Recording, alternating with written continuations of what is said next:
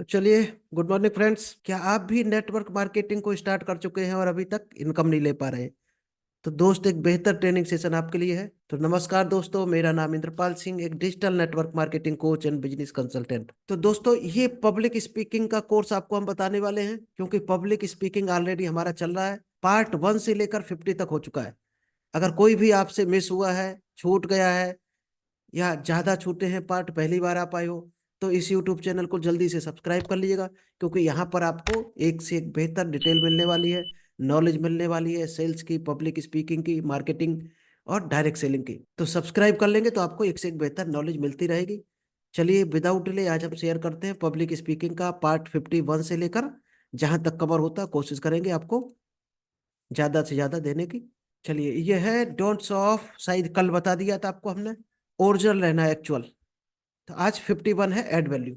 Audience ने जो time दिया है अपना कीमती, या कोई खर्चा करके आया है आपके पास, किराया लगा कर आया है, पेड टिकट लेकर आया है, हॉल का कोई चार्ज है आपका, वो खर्च करके आया है, तो दोस्त हर हाल में आपकी कोशिश होनी चाहिए, वो उसने क्या टाइम दिया, क्या खर्चा किया, उससे ज्यादा उसको नॉलेज मिलनी चाहिए।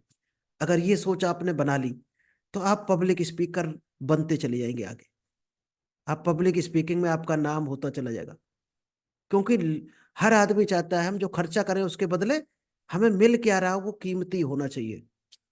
अगर कोई 1,000 रुपये लगा रहा आपके लिए, खर्च कर रहा, मान लीजिएगा आप हमारा ये सेशन ले रहे हो, 99 या 100 रुपये जो भी खर्च करके आए हो, तो हर हाल में हमारी कोशिश होनी चाहिए कि आपको 200, 250, 300 रुपये की कीमत दे पाए, हम नॉलेज दे पाए। अगर हम 250, 300 की नॉलेज नहीं देते हैं, तो हमारा ये सेशन बेकार हो जाएगा। हमारे हिसाब से, आप हो सकता है जो भी समझो, लेकिन हमारे हिसाब से हमें फील होगा कि हमने कुछ दिया नहीं अपने लोगों को। तो हर हाल में कोशिश करो उसको उतना नॉलेज दे पाओ आप, तभी आज की दुनिया में आप ग्रो कर पाओगे। क्योंकि आप लेने के मूड में रहोगे तो आप फेल हो, देने के मूड में रहो हमेशा। आप क्या ज्यादा से ज्यादा लोगों को दे सकते हो। It should be practical, applicable and simple. Practical होने चाहिए और वो एप्लीकेबल होने चाहिए। आप ऐसी डाटा दे रहे हो जो संभव हो वो उसको यूज कर सके। ऐसा ना हो कि असंभव हो ऐसा काम आप बता रहे हो किसी को। काम हमेशा ऐसा बताओ जो संभव हो, कुछ लोग उसको कर रहे हो। सिंपल तरीका बताओ, चाहे पीएचडी वाला हो, चाहे बीटेक वाला हो, चाहे हाई स्कूल फेल हो, सभी लोग उस काम को कर सके, क्योंकि आपकी मीटिंग में हर तरह के लोग होंगे। तो तरीका आपका इजी सिंपल होना चाहिए। Topic and speech should be audience centric. आपका जो भी टॉपिक पर बोल रहे हो, मान लीजिए आज आपको हमने बोला है गोल सेटिंग। गोल सेटिंग तो हर आदमी करना चाहेगा, चाहे वो कक्षा 8 पास हो, चाहे पीएचडी हो। हर आदमी चाहता है लाइफ में बिजनेस हमारा तरक्की के शिखर पर जाए, या जिस काम को हम करें वो हमारा इनकम देने वाला बने कल को। तो ऑडियंस से कनेक्टेड होना चाहिए। ऐसा ना हो केवल पीएचडी वालों के लिए आप बोल रहे हो, बीटेक वालों के लिए बोल रहे हो, या कोई स्पेशल आदमी है उसी के लिए बोल रहे हो, बाकी लोग भी बैठे हैं वहां पर। तो सभी से कनेक्टेड होना चाहिए आपका। चलिए, दूसरा है how to gain audience trust. Audience का जो विश्वास है उसको कैसे जीतोगे आप? उसके लिए दोस्त कुछ टेक्निक है, आपको हम बताते हैं। Put question and answer for more clarity. जब आप ऑडियंस से क्वेश्चन आंसर ज्यादा से ज्यादा करते हैं, तो लोगों को भरोसा होता है कि हाँ, हमारे जो हमारा सवाल है वही जवाब हमें मिल रहा है। और ये तब आप जान सकते हो जब पब्लिक से क्वेश्चन पूछोगे ज्यादा से ज्यादा, तो आप जान पाओगे कि पब्लिक क्या चाहती है। उसी टॉपिक पर बोलो, उसी तरह का उसको नॉलेज दो लो जो पब्लिक चाहती है। क्योंकि पब्लिक कुछ चाहती है, आप कुछ बोल रहे हो, तो दोस्त कनेक्शन नहीं बन पाएगा। और कनेक्शन बिल्ड नहीं होगा तो लोग ज्यादा आप पर फोकस नहीं करेंगे, ना आपको ध्यान से सुनेंगे। कभी भी ऑडियंस को माइक नहीं देना है भूल कर भी। अगर बहुत जरूरी हो, कोई सवाल लेना है, आंसर लेना है किसी से, तो आप असिस्टेंट्स के थ्रू, हाँ, असिस्टेंट के हाथ में रहना चाहिए माइक। केवल मुंह होना चाहिए ऑडियंस का।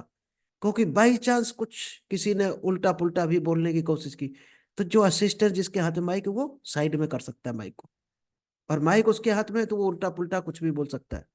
तो ये भी ध्यान रखना, कभी भी माइक नहीं देना है। 50 से ज्यादा क्वेश्चन आंसर घर में लिख के ले जाने हैं आपको, और उनकी प्रैक्टिस करके जाना है, आंसर बना के ले जाना है।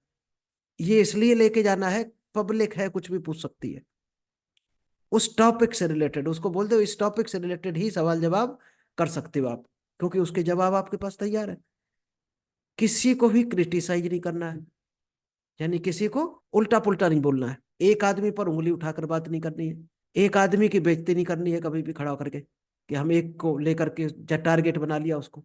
कभी भी ऐसा नहीं करना है, क्योंकि इंसल्ट किसी को दुनिया में पसंद नहीं है। अगर आपकी कोई बेइज्जती करे तो क्या आप सुनना चाहोगे? तो ऐसे ही आपको सोचना है। आपका जब भी मन करे कि ये आदमी गलत कर रहा, तुरंत सोचना उसकी जगह आप होते और इतनी भीड़ में आपकी कोई बेइज्जती कर रहा होता, तो आपको कैसा महसूस होता। इसीलिए कहा जाता है कि बेइज्जती हमेशा अकेले में करो और इज्जत भीड़ में दो। इज्जत अकेले में ना दो कभी भी आदमी को, भीड़ में दो। और बेइज्जती अकेले में करो। अकेले में आदमी बर्दाश्त कर लेगा, भीड़ में बेइज्जती बर्दाश्त नहीं कर पाएगा। और तारीफ जब करनी है किसी की, तो भीड़ में करो हमेशा, तो उसको ज्यादा खुशी मिलती है कि हमारी भीड़ में तारीफ हो रही। अकेले में करोगे तो तारीफ का कोई मतलब नहीं बचेगा। जिन सवालों के जवाब आपको नहीं आते, यूज क्राउड सोर्स टेक्निक। ये बोली जाती है क्राउड सोर्स टेक्निक। आपको कोई क्वेश्चन नहीं आ रहा, तो आप वो क्वेश्चन भीड़ से पूछ लो। भाई आप में से किसी को आता है क्या? कोई जानता हो तो हैंड रेज करे, कोई ना कोई उसका जवाब दे देगा। और भीड़ जब जवाब देती है तो हर आदमी खुश होता है, सवाल करने वाला। क्यों? क्योंकि हम भीड़ का हिस्सा है। और आप जब जवाब देते हो तो वो विरोध कर सकता है, और उसको क्लैप करवा दो भीड़ से। चलिए, तो थैंक यू, आज इतना ही रखते हैं। आई होप आपको पसंद आया होगा। अभी हम थोड़ा सा रिव्यू ले लेते हैं। जी आलोक जी। हेलो। हाँ जी, बोलिए। हेलो। जी बोलो। आज की भी हाँ, आज की मीटिंग अच्छी थी। समझने के लिए बहुत कुछ था। और क्वेश्चन आंसर ऐसे होना चाहिए जो कि दूसरे को समझ में आना चाहिए। It is not hard, it is not ज्यादा सॉफ्ट भी नहीं होना चाहिए। जी जी बिल्कुल। और हर व्यक्ति को समझना चाहिए। किसी की रेपुटेशन या लैंग्वेज शब्द, कभी भीड़ में गलत शब्दों का प्रयोग नहीं करना चाहिए। हमेशा किसी को बोलना है कि अकेले थोड़ा बोलना चाहिए। सीधा, राइट सर? Right right. ठीक है okay, Alok thank ji. You sir. Okay, thank you. Okay, thank you sir.